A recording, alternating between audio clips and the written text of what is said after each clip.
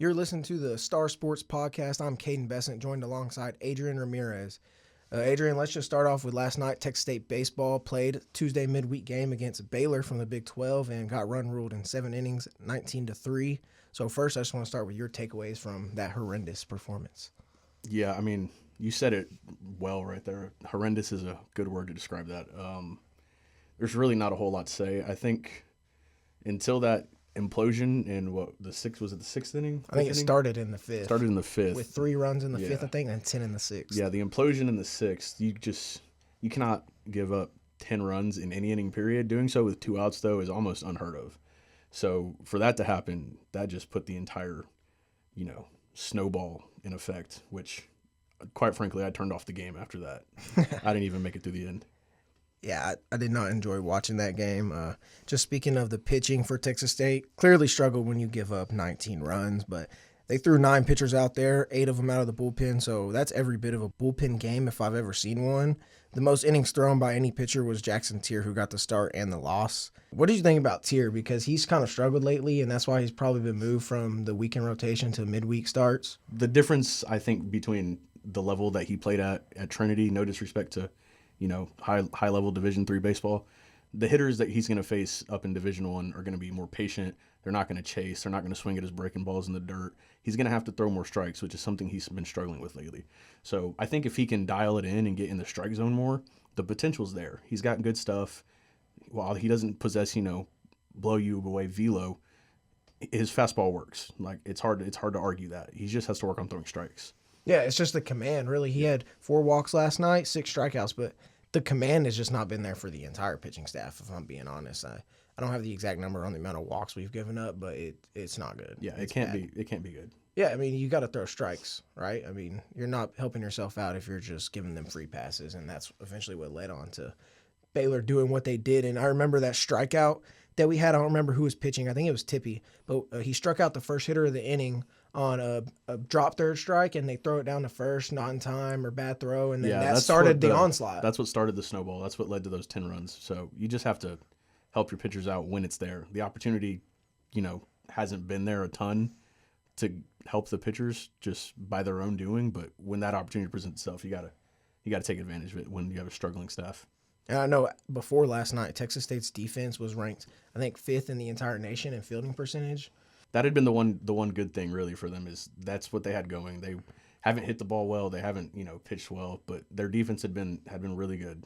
So to see that be the thing that kind of fell apart last night, that's when it's just not a good day. Something's wrong in the clubhouse, I feel like. I mean, definitely. I just wrote about that actually, talking about when Pierce left. That was one of my kind of questions was, is there something in the clubhouse, something in the coaching staff that led to that departure so quick? If you are not aware, David Pierce, former Texas Longhorns head coach and assistant at Rice, returned to Rice as of Tuesday, or Monday or Tuesday. It was Tuesday. Monday. I think the announcement was made Monday, I believe. Okay, so early this week, David Pierce returned back to Rice as the head coach immediately after they just fired their head coach. And like you wrote, teams usually get an interim head coach, but they took Pierce immediately. And so there's kind of a question as to why did Pierce want to leave so fast? Maybe there is something going on with the culture that Pierce didn't like. Yeah, I mean, it shouldn't be a surprise to anybody that Pierce took the job. I think when the position hit the market, Pierce was the immediate perceived front runner to nobody's surprise. I mean, he started his collegiate career there. He led Rice through some of their best years when Rice was a powerhouse baseball program. So for him to take that job shouldn't really be a surprise, but the manner that he did it in, the manner that he accepted the job and he's coaching in his first game at Rice on Friday night, that doesn't happen in college baseball all that often, or in college sports at all, really. So to see him just up and leave raises eyebrows, raises some flags, right? Like you don't pull in a coach the caliber of David Pierce in the offseason if he doesn't see something in your program. So for him to just leave immediately for a team that's, I believe, 2-15, 2-16, you got to ask questions about that. Yeah, and it's just kind of weird just the way things started and the way things have just immediately changed just like a snap of a finger for Texas State baseball. I mean, I'm kind of getting tired of the whole talk of, Texas State beat formerly ranked number 1 A&M. Like, that does not matter. A&M finally dropped out of the rankings. Like, that win means nothing. Like, there's way more baseball to play and way more important games to play when you're playing in the Sun Belt. There's actually really competitive 3 ranked teams right now, and Texas State didn't even make the conference tournament last year. So it's mostly fans that are talking about it, but I've also heard that some of the players are even kind of riding that high. I don't like that. I mean, there's so much more baseball left to be played, and you got to focus on right now. Yeah, obviously, you hear things float around from, people to people, person to person. You hear rumors, you hear inklings of stuff going on. And obviously, you can't take those, you have to take those with a grain of salt. You can't take them fully. But some of the things that you hear, man, it's like, if that is true, it's kind of just like, what are we doing here? It's, you win one game, you ride the high, you can ride the high for that night. Then you got to come down, get back to work. And unfortunately for Coach Trout, his team hasn't. So I just think that if they want to keep Coach Trout here, if they want to play for him, they have to turn it around quick, or else he might be on job watch. Yeah, like you said, you got to turn it around quick. It's the 24-hour rule on a win. You got 24 hours turn around, next game, next opponent. But speaking of Trout, like, they didn't make the conference tournament last year, like I just said. 2022 is really the only positive anybody says about Texas State baseball right now. I'm not surprised if he's potentially walking out soon. Maybe not this year, middle of the year. I don't expect that, but yeah, I think Trout's earned his keep to where that they're not going to let him go in the middle of a year. I think he deserves to finish it out, to try to get his team back on track and turn it around. Just because he was here, he's been here for a long time. He was previous head coach Ty Harrington's guy. He was handpicked by Harrington, so obviously there was something in him that everybody saw.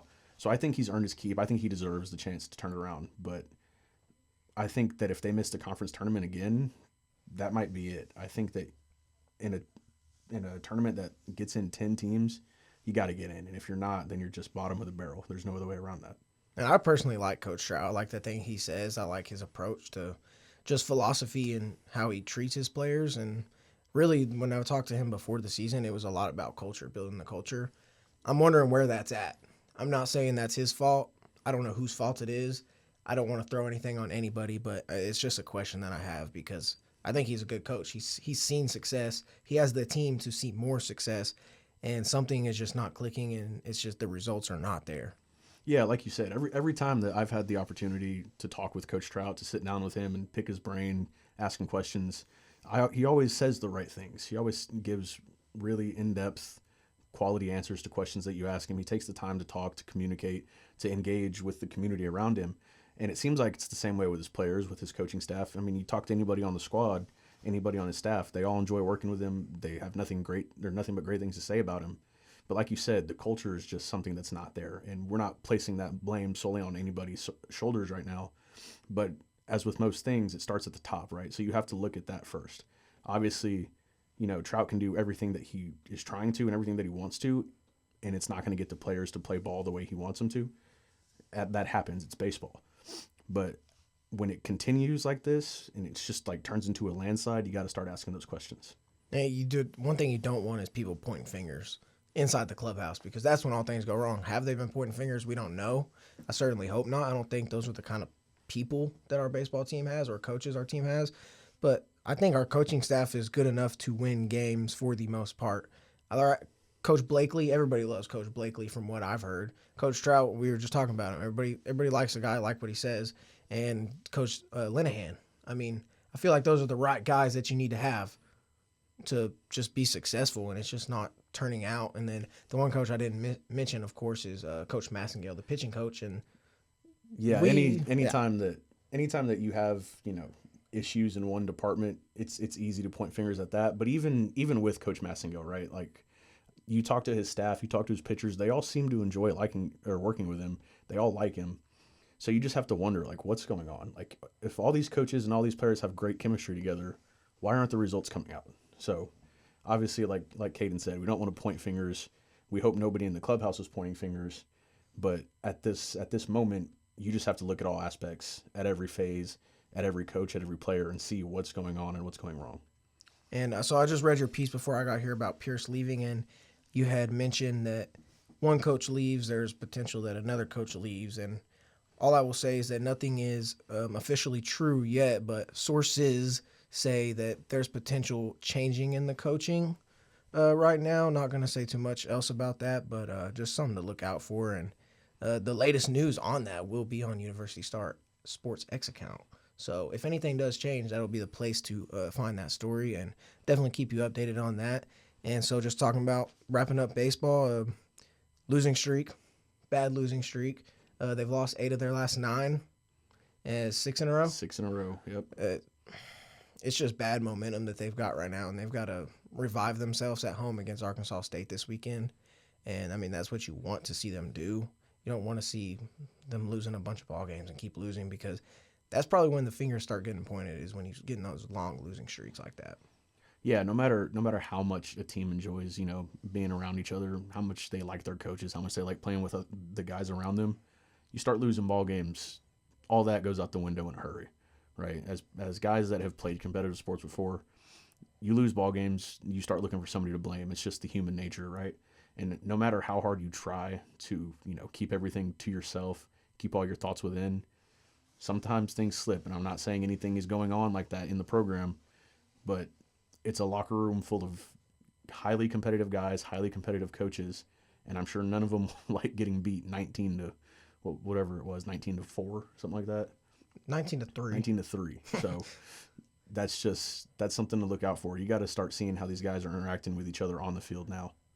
Yeah, and you mentioned just how they interact with each other and the pointing fingers thing. Like, you also have to keep in mind that they're just young men too, like same age as us. So there's definitely room for immaturity, right? That's just a part of not being old and having been through certain things before. So I'm really interested to see just how this team faces this adversity. So far, it hasn't been great. That showing on Tuesday last night was not great, but I fully believe that Trout is fully determined in turning it around, and we're just gonna have to see what happens with that. Yeah, I think if there's anybody capable of it, it's Trout for sure. He seems to know how to handle adversity, and hopefully, with Pierce leaving, hopefully that kind of gets our players in gear, right? Like, I know he was only here 8 months. He probably didn't get that deep of connections with players, but anytime you watch a coach walk on you in the middle of the season, that should light a fire, right? That should be something that you kind of take personal in some way, right? Because if we kept up our early season success, if we continued on from those victories over Oklahoma State and Texas A&M, and we rolled with that, and we just kept winning series, we beat GCU, we beat Campbell, I don't think Pierce leaves like that. Truthfully, I don't. So I think watching him walk has to be some kind of spark, right? Something, take that personal, right? Even if it's not personal, which I doubt it is, right? Everybody understands why he would take that job. You got to create a what's the word I'm looking for? Culture? No, not culture. Culture? You got to create an agenda within the clubhouse. Yeah. You got to create an agenda. It's got to be a goal. Yeah, it's got to be a goal. You got to create an agenda to get yourself going. And if you have to look at him walking out on you in the middle of the season as personal to start playing good baseball, then do it. And it doesn't really matter what that goal is, because right now the goal should be we're going to play pitch by pitch, inning by inning, at bat by at bat, because that's the way that you start. That's the way you should be approaching baseball games in my mind, because it's a long game and you just got to have the mental toughness for it. And I think that's where they need to start, because they've got to start somewhere. And I think a goal in mind is the best place to start. So Texas State baseball does take on Arkansas State this upcoming weekend on Friday, Saturday, and Sunday at Bobcat Ballpark. Arkansas State is currently ranked 10-10. They are 2-1 in conference play, where they just took the series from Marshall. So be looking out for that. That will be in San Marcos or streaming on ESPN+. Now I want to talk about a little bit of softball. They've been fun to watch, in my opinion. They're on a 6-game winning streak. Probably not the two toughest opponents you're going to see all year, in Missouri State, who had won 1 game at the time, and App State, just kind of a middle-of-the-bunch Sunbelt team. But I think App State was pretty competitive in some of those games this weekend, and so were the Bobcats, and they had to come from behind win on Saturday, and a tougher win where they had to hold on and fight through on Sunday. So just your thoughts on that.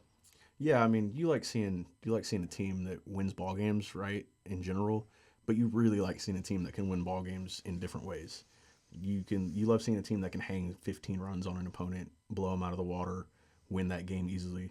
You like seeing a team that can get down 4-0, come back, take the lead in the last few innings, and hold on to win, right? So anytime you have those types of diverse wins in your resume, it makes for a fun team to watch.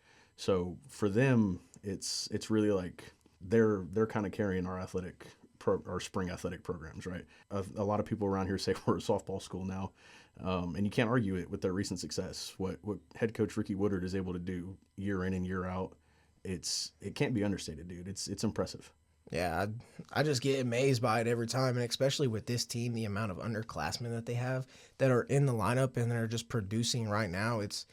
It's not shocking to see, but at the same time, it is shocking to see. I think that's just a tribute to the talent that's been brought in and the coaching of just the coaching staff and what they've been able to do. Because last year there was a numerous amount of just seniors that had been here for a while, had a lot of experience.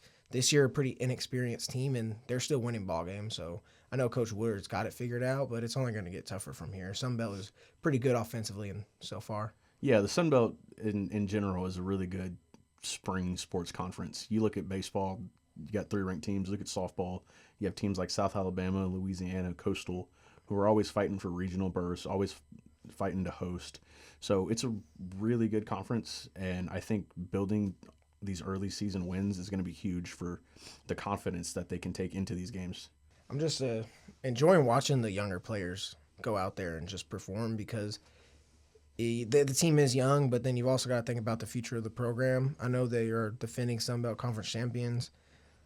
I don't really have expectations of them to repeat with this young team, but I would be kind of disappointed if they didn't because I think they can do it. But initially, that wasn't really what I thought was going to happen. And just what I've seen so far from Azua and Stroud. Stroud's kind of struggled last few games, but I think she's fine. Her command has still been there. She's just getting hit here now and then, but I mean, Azua just comes in and sweeps it all up. Like she just got all 3 wins against App State this weekend, 13 strikeouts in Saturday's game, and 20 strikeouts and 15 innings over the weekend. She's ranked top 50 in multiple pitching stats, and it's just fun to watch, especially her. Yeah, Stroud will find it. She'll get back to how she was in the early part of the season. There was a reason that she made that first conference start. You know, obviously Coach Woodard and Coach Trev, they see something in her. So she'll get back to what got her that conference opening start. And then, like you said, it's been fun watching the younger underclassmen play the game. And you got to hats off to Coach Woodard. You know, it's not easy to look at multiple freshmen and throw them in your starting lineup day one. So hats off to Coach Woodard for taking that opportunity, taking that chance, and then absolutely hats off to the players for capitalizing on that opportunity. You know, people like Bailey Slack, who is still hitting like 500. Yeah, Aaron Peterson up there with team leader in RBIs. She started every game this year. Yeah, she has started every game at shortstop, which coming in to the program after they lost Hannah Earls as she graduated was not an easy role to fill. You know, you had Hannah there who just locked it down in the middle with her glove, got on base a ton as a leadoff, set the table. So for Aaron to come in and follow in those shoes and those steps it's been really impressive to see. Yeah, and Aaron filling in those steps, and then I've noticed that Mason Garrett on Sunday specifically was not at second. I know she just kind of struggled hitting the ball, not getting on base. She's drawing a lot of walks, but just struggled hitting the ball and a little bit defensively. But that's why you have Sydney Harvey, your utility. They pull her out of right field, bring her down to second, put Bailey Slack in right, and she definitely took advantage of that opportunity on Sunday. A lot of impressive plays out there, and like Kate Bubella filling the shoes of Sarah Vanderford. Like, do I even have to say anything else? Like, just look at the record book, and that's the only name you're going to see offensively.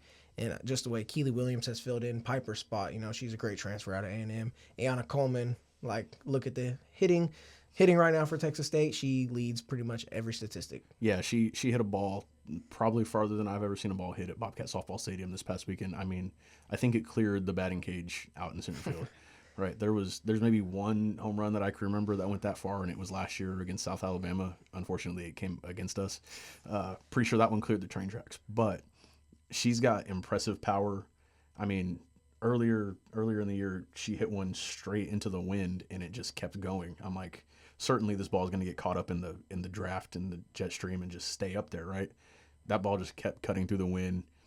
I mean, she's got ridiculous pop in that bat. So for her to be in the lineup now, that just provides that extra spark. Texas, like, we haven't been, you know, typically a power team, right? We've usually had one or two that could get the ball out of the yard, and that's kind of been our identity. So when we have those power bats in the lineup, to see them contribute, to see them hit home runs like they're, I don't want to say expected to, but Capable almost of. kind of, yeah, capable is a better word. Almost kind of expected to.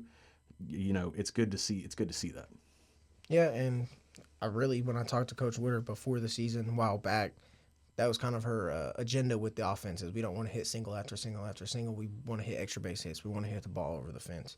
And really, so far, it's been mostly Kate Bubella and Ayanna Coleman doing that. But the rest of the offense just feeds off of that. And sometimes those singles, they turn those into extra base hits. They've got a really fast, and they like to take bases. This team does. And so I think they just have all the pieces to be successful and make it to the conference championship again if that's how it plays out. Yeah, like you said, this is a fast team for the most part. So the way that they can work counts, the way that they draw walks, which they have done a tremendous job of this season. Some of the people on the team, it's almost like a double, right? You just got to get them on base. You get Peterson on base, you get Slack on base, you get Harvey on base, Garrett. You get Garrett on base, right? They're on second. They can they're on second within 2-3 pitches most of the time. So for them to just be getting on base at the clips that they are, it's impressive, and it's a recipe for success. And like you said, coming into the season, didn't have a whole lot of expectations. I know the Sun Belt, the coaches, they tabbed us preseason favorites, which was, I found that hard to buy into given that we had such a young team. But now that you see them play, now that you've gotten, a third of a season through, it's looking more and more like they could repeat. And I'm looking forward to seeing how they, get through conference play. Yeah, and we're fixing to wrap this up and head over to the softball game as they're going to take on Wichita State out of the American Athletic. And this weekend, they've got Coastal Carolina in South Carolina, 3-game series on Friday, Saturday, Sunday. And just talking about Coastal Carolina, really good offense, and they got some really good pitching too. That's basically their toughest conference test so far this year, and really maybe as tough as those Texas Tech A&M games. Yeah, that's gonna be a series for sure, man. Coastal, I believe they're 23-6. They're good. Yeah, simply put, they're good. I watched a few of their games earlier in the year. I believe opening weekend, right? I was itching for Bobcat softball. I couldn't wait, so I just turned on ESPN Plus, found some games, and I watched Coastal take on Creighton earlier in the year, and I remember being impressed. I texted one of my buddies immediately, 2 innings after watching, like, hey, this team's different than last year. They might be the biggest threat. Obviously you always have Louisiana in there. You can never discount or count out the Cajuns. Even though they lost their head coach Jerry Glasgow to Tech, they lost a few key players. You can never count out the Cajuns. But looking at Coastal just from a complete team standpoint, they look like they're going to be a heck of a test. So getting to them this early in conference play when you're riding a winning streak like this could be huge, because to be able to play them while you're hot, going to be an advantage for sure. Yeah, I think so too. And that's going to wrap it up for softball. And I just want to shout out Texas State Track and Field. Multiple athletes made it to the NCAA Indoor Championships, and they competed well. They earned second team honors, some of them. And just shout out to track, and they cracked the top 25 rankings, I believe, correct? That is correct. They cracked top 25, coming in at number 24 in the latest national track and field rankings. Yeah, so watch out for track. And I'm pretty sure if it's not this weekend or the next, they've got the Bobcat Invitational track meet or whatever going on here in San Marcos. So pretty good track team, and you might have to go check it out. But that's going to wrap it up for this edition of the Star Sports. Hang on. No? We also want to give a quick shout out to our women's tennis team. My bad. Yeah, don't forget about them. Our women's tennis team currently sitting at 12-3, 3-1 in conference play. They're having a heck of a season, heck of a year so far. They have won, I think at one point they had won 8 straight. It was a long streak. Yeah, they had gone on an 8-match win streak before dropping a match to Coastal. Hopefully that didn't happen this weekend for softball.